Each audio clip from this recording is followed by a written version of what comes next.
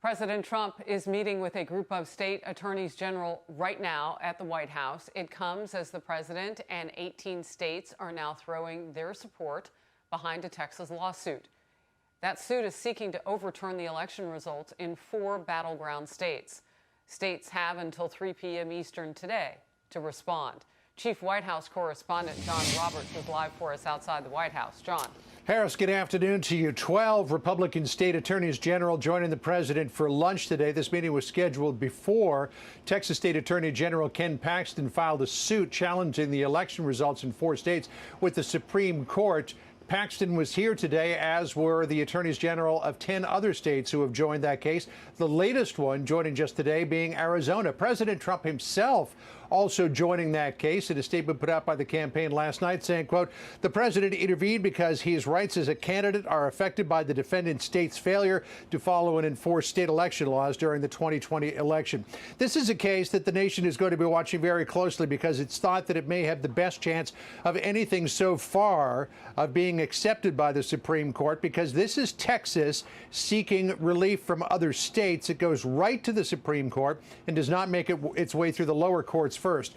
The Texas Attorney General Ken Paxton asking the court to throw out the vote in 4 states, Pennsylvania, Georgia, Michigan, and Wisconsin. Paxton insisting that those states adopting mass mail-in voting broke the law and therefore had a negative effect on Texas voters. Listen to how he put it.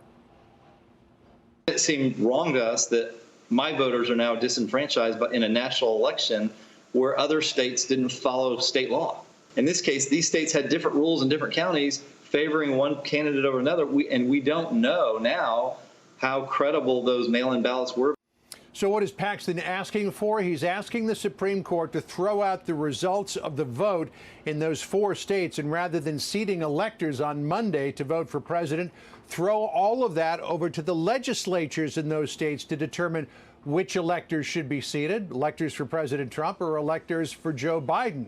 It just so happens, too, Harris, that in those 4 states, both the Houses and the Senates are controlled by Republicans, which would likely mean that electors for President Trump would be seated, thus potentially overturning the results of the November 3rd election.